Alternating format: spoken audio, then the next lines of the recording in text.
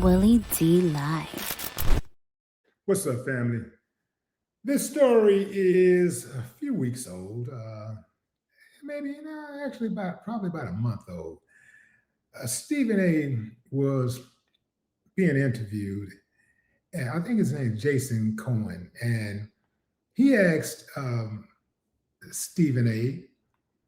was he concerned about racism if he runs for president? And Steve was like, nah, Americans judge by character, not color.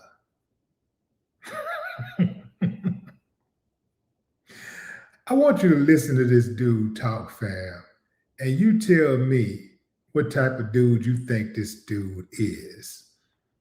Listen to what this dude says, and I want you to zero in when he starts talking about the left. I know it exists. I know that you can't escape it, but I do not believe it is as prevalent as some on the left would like us to believe. I do believe a vast majority of Americans judge you on the content of your individual character rather than the color of your skin.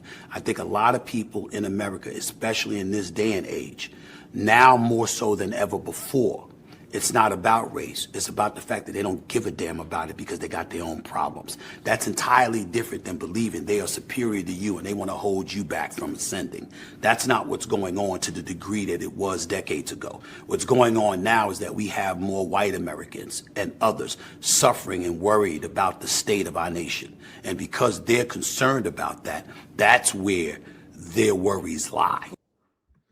Okay, let me just say this, family. Two things can be true at the same time.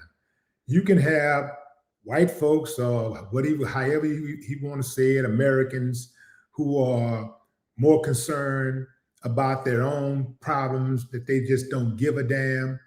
That can be true. And at the same time, racism prevalent like a mother in this country. This country leads all countries in racism. Ain't nobody doing racism better than the United States. It ain't even close. This country targets its own citizens for failure based on skin color. What do you think all of this gerrymandering is about? They're not swooping up seats that white folks are sitting on, white politicians are sitting in. They're swooping up the seats that they know that black people hold. So now the other states, they're going to have to bust back any way they can. They got to get those seats from anywhere, irregardless of color, to try to level the playing field. Everything about this country is race. Everything.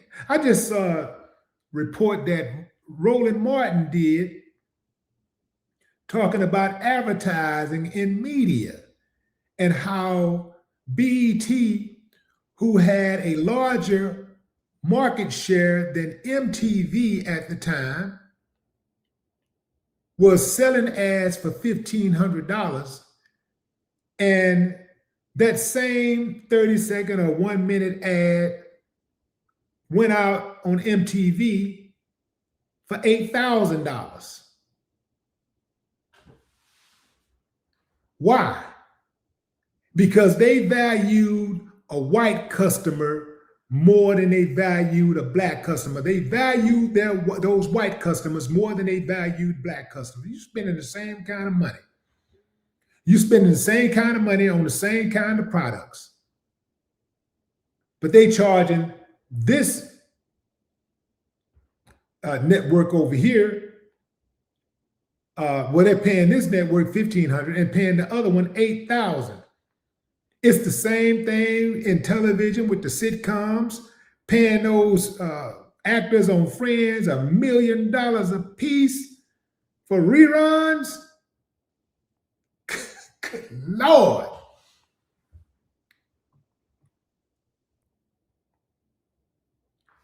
When these companies, when these networks cancel successful black sitcoms, they do so because they can.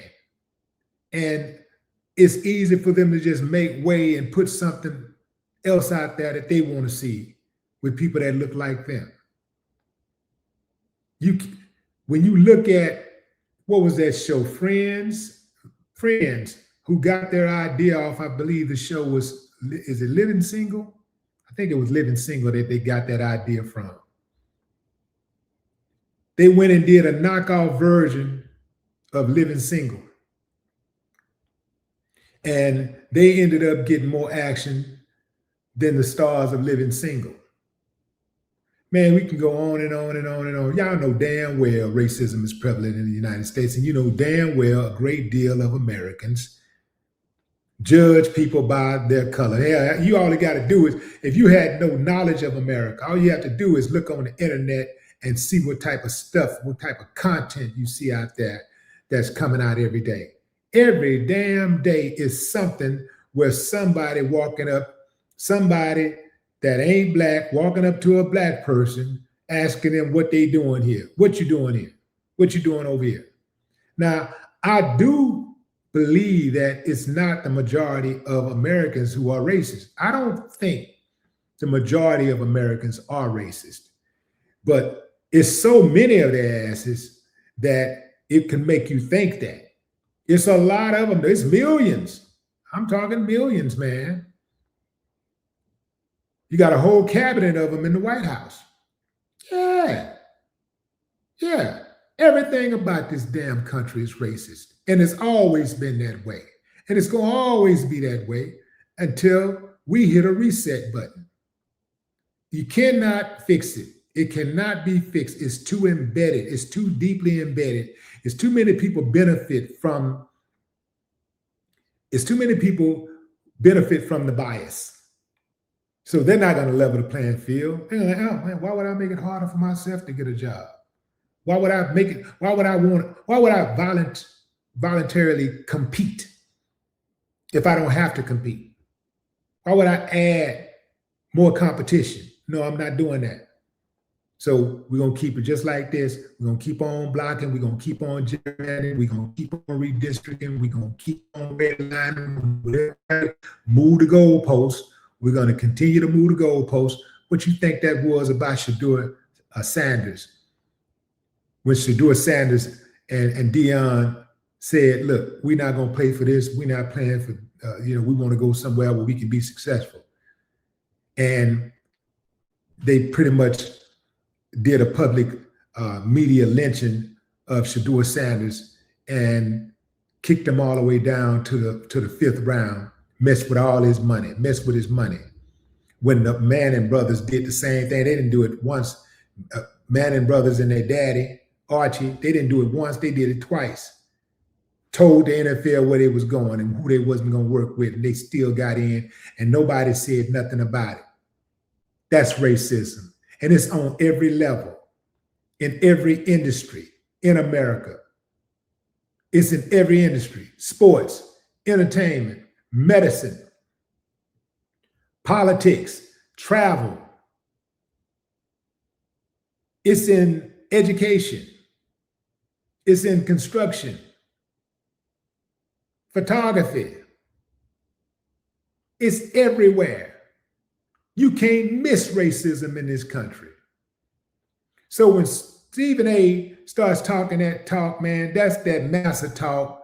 Massa say, man, get your check, you shut up, and, be cool. And why is it that Stephen A. tries to act like he's not a Republican, he's not a Trump supporter, but every time he's critical of a party, it's always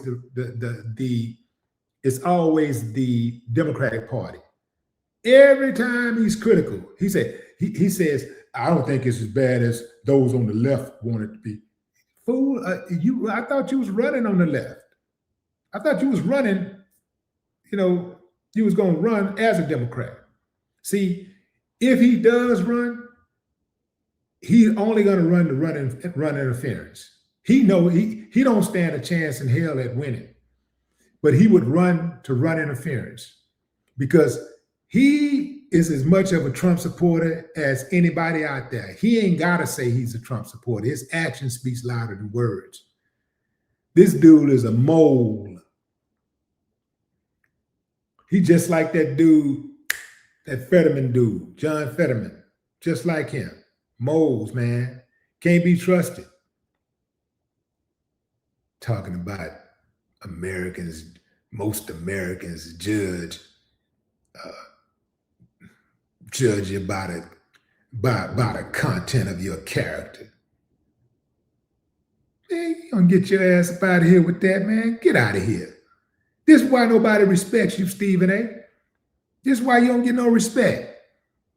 You can talk all you want to, man. Nobody respect that, man, because they know you full of shit. Constipated, cold full of shit. No more talk.